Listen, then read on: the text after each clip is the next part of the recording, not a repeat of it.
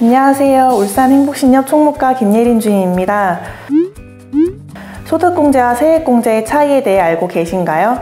두 용어를 헷갈려 하시는 분들이 많으실 텐데요. 이 영상에서 두 용어의 차이점과 연말정산 방법까지 알려드릴게요.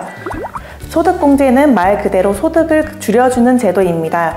연봉에서 보험료, 신용카드 등 항목별 한도와 요건에 따라 일정 금액을 공제하는 것을 말합니다. 결론적으로 과세표준을 낮춰주는 역할을 합니다. 두 번째로 세액공제는 과세표준에서 세율을 적용하여 산출된 세액에서 세액 감면을 공제한 후 보험료, 의료비 등 항목별 한도 요건에 따라 세금을 공제하여 주는 것을 말합니다.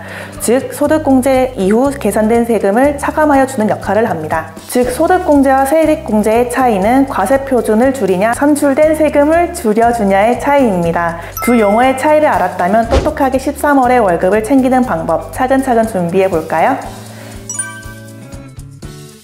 연말정산은 한 해 동안 낸 세금을 최종적으로 정리하는 과정입니다. 근로자는 매월 세금이 공제되어 지급되는데 이렇게 납부된 세금과 실제로 납부해야 할 세금의 차이를 조정하는 것이 연말정산입니다. 연말정산을 통해 결정세액이 기납부세액보다 적은 경우 차액은 돌려받을 수 있고 큰 경우에는 추가로 세금을 납부해야 할 수도 있어요.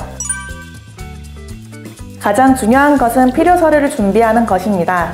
국세청 간소화 서비스로 자동 조회가 되지만 항목 중 누락된 자료와 소득 세액공제 항목 중 인적공제나 월세 세액공제 등과 같이 자동 조회가 되지 않는 서류는 준비를 하셔야 합니다. 우선 소득공제는 근로소득이 있는 경우 일정 금액을 공제받을 수 있는 근로소득공제가 있고 본인, 배우자, 부양가족에 대해 소득공제가 적용되는 인적공제가 있습니다.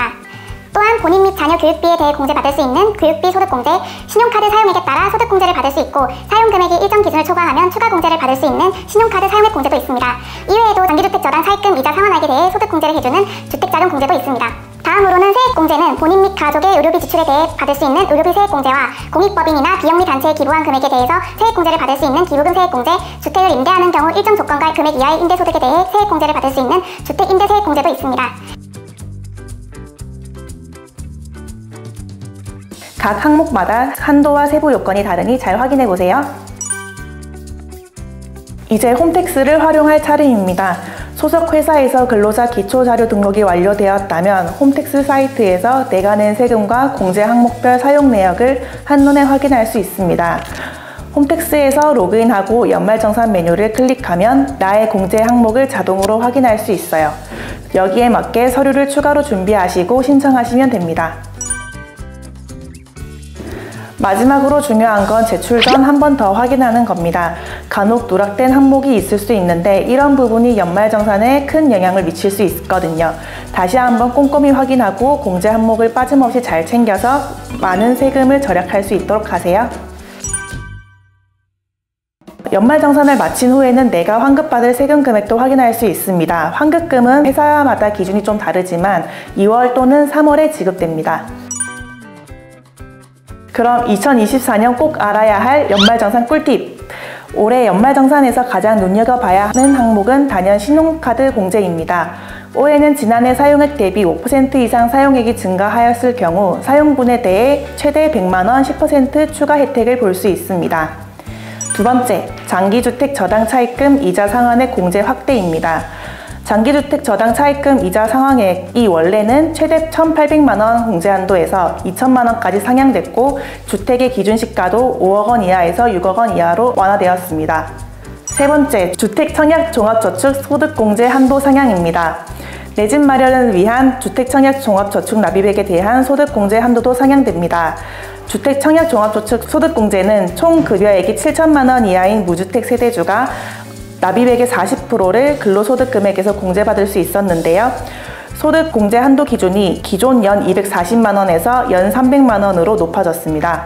네 번째, 월세 세액공제 소득 기준 및 한도 상향입니다.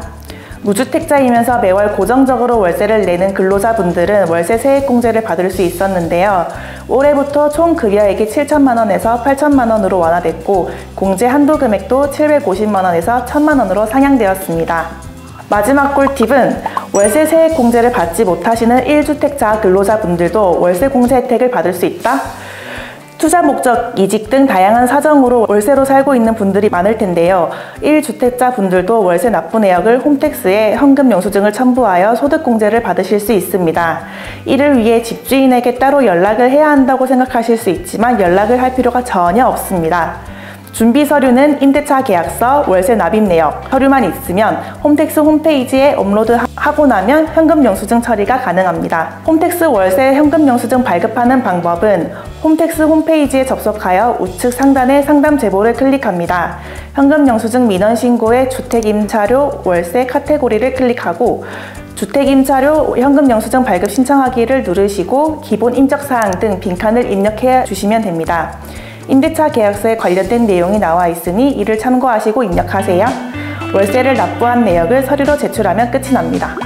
오늘은 연말정산을 쉽게 하는 방법을 알아보았습니다. 크게 어렵지 않을 거라 생각드는데 회사별로 연말정산 진행하는 방법이 다르니 본 영상도 참고하셔서 준비하신다면 쉽고 빠르게 제출하실 수 있을 거예요. 오늘도 영상 봐주셔서 감사하고 구독과 좋아요 부탁드립니다.